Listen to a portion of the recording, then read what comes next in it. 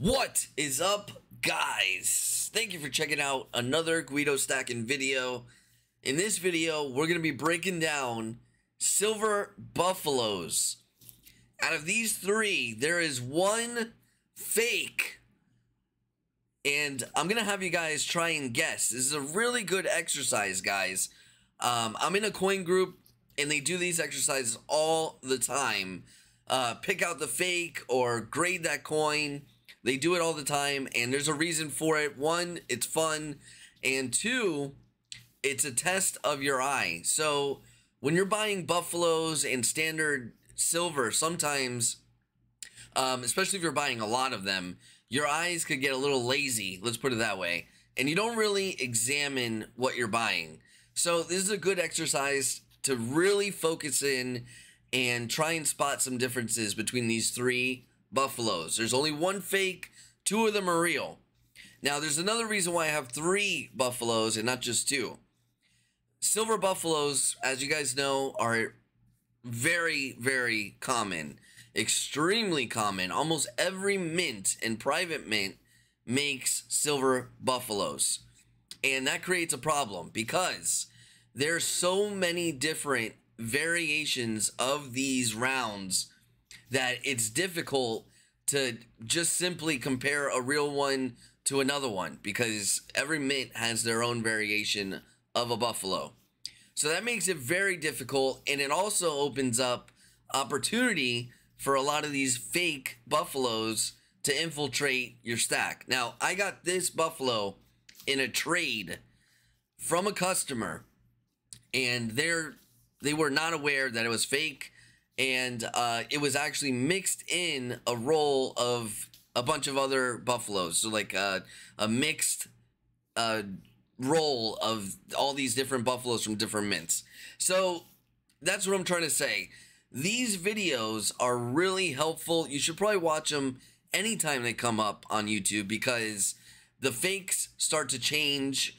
And what happens is they're not going to make one fake. They're going to make 100 or 200 or 1,000, and those will slowly go into circulation and then slowly dwindle and fall out of circulation as they're caught by coin dealers and bullion dealers and so on and so forth. They'll get destroyed. So then they are out of circulation, and then a whole new batch comes in that look different, and they try and perfect it again. So that's why it's kind of important, especially when you see ones on buffaloes, because they're so common. And as I mentioned, there's so many different variations. So we're going to do a little exercise. But before that, guys, I do want to offer you guys a chance to hit that subscribe button if you like videos like this and informational videos on silver and gold stacking. I do want to offer you guys a chance to subscribe right now and hit that like button. All right. So anyways, without cheating, okay, let's see how good your eye is. And obviously, it's harder to do on camera than it would be in person. But you are going to try and guess buffalo number one. And put it down in the comments because I'm curious to see how many of you can guess correctly without cheating now. So before the answer, so here is buffalo number one. So if you think this is the fake, put buffalo number one in the comments. So here's one variation of buffalo. All right, buffalo number two. This one's got some toning to throw you off a bit. But there it is, buffalo number two. So if you think this one is the fake, put buffalo number two. And excuse the gloves, I know they're filthy, but that's too bad. There we go. All right. Now, buffalo number three. If you think this is the fake, once again, put that down in the comments. And there we go. So there is all three buffaloes. All right. So like I said, this is a very good exercise. And I'm going to give you a minute here to think about it while I get my Sigma and not knock anything else over here. So the Sigma, you can't always rely on it. And I'm going to tell you why right now. It's a good, obviously, it's a very good way to get an idea right off rip. But it is not 100% accurate by any means at all. So here we go. Buffalo number 1 on the Sigma. And there we go. This one is real. That's what you want. If you're not familiar with Sigmas, there you go. The bar needs to end up between the brackets. Doesn't matter where in the brackets, just needs to end up in between, and we got it. So this is a real silver buffalo. All right, buffalo number 2 on the Sigma. And we have discovered our fake, guys. So there it is. Buffalo number 2 is the fake. That arrow is indicating that it is not pure silver. But I'll tell you right now, there is definitely a thin layer of silver on this because of the toning. I could tell that that is actually silver on the coin, on the round, I should say. And there you go, 0.999 fine silver, and it's not. One of the things I noticed right away that kind of caught my eye is most buffaloes, and correct me if I'm wrong, check your buffaloes, but most of them will have a reeded edge, and this one does not. So that was already a dead giveaway on this. So this has, like I said, a thin layer of silver, but not even thick enough to fool the Sigma. Sometimes they put a thick enough layer of silver that it will fool the Sigma. So the second test would be actually the scale. You should definitely own at least a scale if you don't own a Sigma. And let's check out the weight here. And this is by far way too heavy. 31.6 grams is way off the threshold. Anywhere between 31.1 even, which most of the time, most mints will not go under 31.1, which is a troy ounce. They will go over if anything. So 31 even is already kind of a red flag, but not impossible. But 31.6 is too heavy. 31.1, 31.2, 31.3 is okay. 31.3 is kind of iffy, but it's not, once again, it is not impossible. So there we go. 31.2, that's the real one.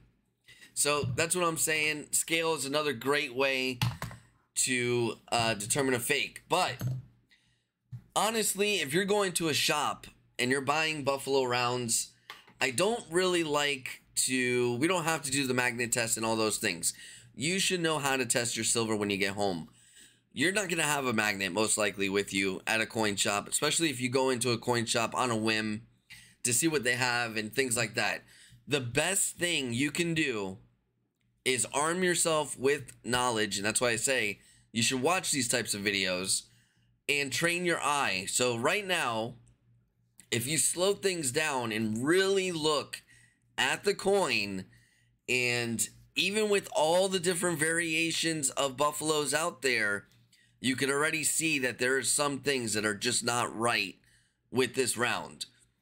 So the first one is that reeded edge. Most of them, like I said, do have a reeded edge.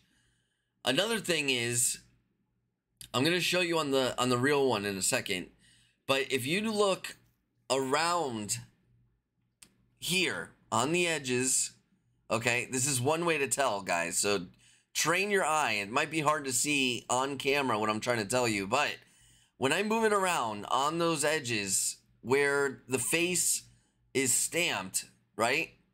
You see how it's flat, right? It is just a mirror. Now look at the real one. You're going to understand what I'm trying to tell you when you look at the real one. Now check out the real one where it's stamped. This is what happens to silver. Do you see how it's warped? You see the blue down here? Look here. How it's warped. You see that? See what I'm trying to tell you? So that warping is actually from the round getting hit by the die, getting stamped. So it creates like a warp in the silver. It should not be flat. It should be warped. And you can see all those lines as I'm moving it around. It has a warped background. All the images in the background are warped around anything that is stamped. Liberty, you see how it's all warped there around the Indian. Let's check out the other side. Should be the same thing. There it is. It's all warped again, all by the stamps, even by the 999. It's warped. It's all warped. The image in the background. And this one is just flat. You can see the camera light right there as if it was just a mirror. See that? Doesn't warp it at all. Which means this coin or this round was not stamped but casted. It's exactly what that means. And that is a red flag because all Buffalo rounds are not casted but stamped. Alright, so let's check out this one. This one is not a proof finish. A little bit harder to see that warping on a regular finish. So you can't really use it. You see that? You can't, there's no warping. You can't really tell because it's a flat background. But this round in particular has milk spots right here, up here, and silver is more likely to get those milk spots than even plated rounds. So, but let's say you get one of these. Look at the hair. Do you see the details in the hair, in the feather, in the face? So even the most generic type of buffaloes will have a good amount of detail in the fur here.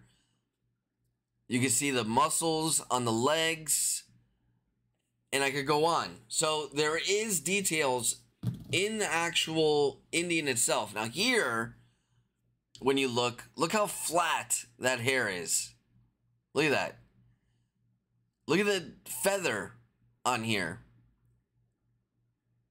So what happens is when you cast silver or you cast any sort of metal to a real coin or anything like that, you're not going to be able to get those sharp details that you would from actually stamping the coin with a die.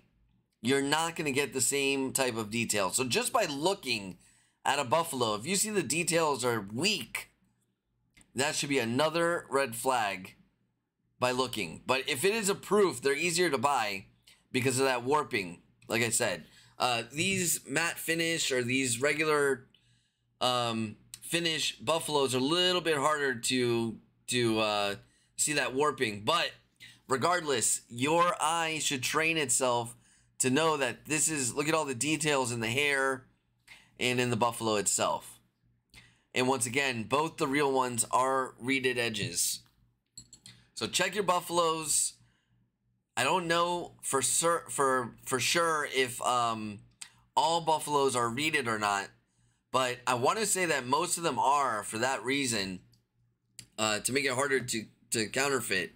So anyways, guys, that is the video for today on the fake buffalo. Let me know if you guessed correctly. Let me know what you think. And there you go. Let's just see, out of curiosity, if it sticks to a magnet. And it doesn't. Yep. So the magnet test wouldn't have worked on there either.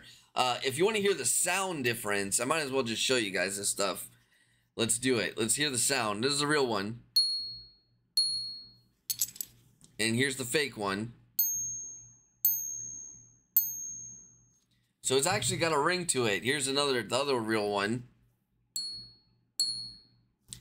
These are kind of duds. So the ping test is a little difficult as well. But anyways, guys, let me know what you think down in the comments. I'm glad I was able to do this type of video for you. A little bit of knowledge. And that warping, guys, is not just for buffalo rounds. You could use that little trick on many different coins. if you see any type of proof finish, or even if it's just shiny enough, like this one is not shiny enough, but if it's shiny enough, you will see that warping. You can see them on pandas. Pandas are faked like crazy. So if you don't see the warping on a panda, you know you got a bad panda as well. It's another way to tell, unless it's a backdate panda, because they didn't make them as proofy as the newer ones. But anyways, guys, like I said, I hope you enjoyed this video, and I invite you to subscribe for more videos like it. Hit that like button, and I will talk to you guys later.